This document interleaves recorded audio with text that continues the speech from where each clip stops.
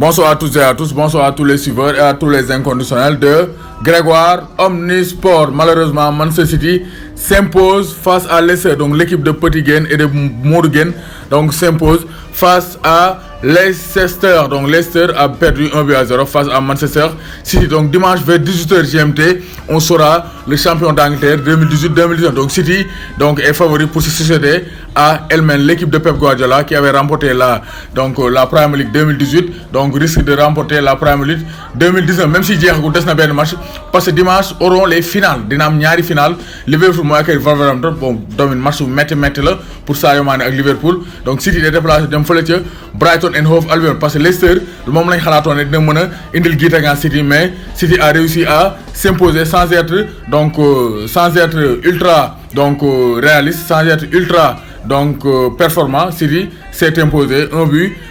Donc ultra dominateur. City donc n'a pas été très serein parce que City a une faille défensive comme d'habitude. City a été frileux, City a été fragile en défense, mais City a gagné grâce à un défenseur. Même si la défense a été fragile, City c'est une défense bi même si même si cette défense bi dëgërul woon trop tey donc gis nañ ne c'est un défenseur qui a marqué à la 75e minute de jeu. C'est Vincent Kompany qui a marqué donc le but de la victoire sur une frappe limpide. Vincent Kompany donc n'a laissé aucune chance à Kasper Schmeichel. Donc 70e minute de jeu, Kompany libère l'été 16e et c'est pas la première fois parce que donc rappel historique le 30 avril 2012 donc Manchester City doon accueillir Manchester United.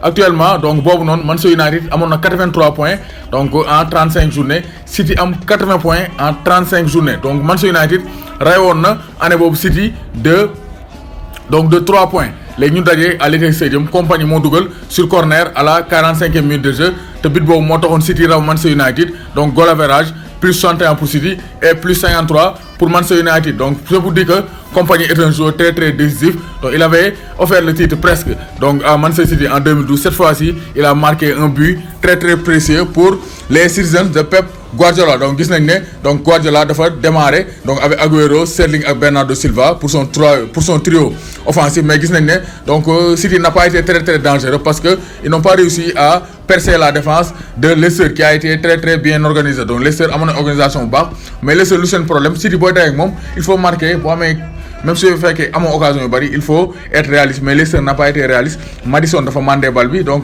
Harry Maguire dafa def rush sur le côté gauche retiré ko jox ko donc Maddison xuusaat donc amoon na Albrighton sur le côté droit def appel, mais il a préféré frapper du pied droit donc une frappe qui frôle le poteau de Ederson Moraes. Après donc ci la Kompany dugal. Kompany bitam bi aussi Leicester dañoo nelaw carrément parce que daa mel ni City dañ leen jox donc ayoo nene tuuti ayoo ay donc dañ leen a jox ayoo nene tuuti ñu nelaw parce que Kompany nan la yor bal bi xuusaat kenn songu ko alors que Kompany mu ngi doon dugg presque dans la surface de réparation des équipes ou bien des défenseurs de Leicester. Ça c'est pas normal, c'est incompréhensible.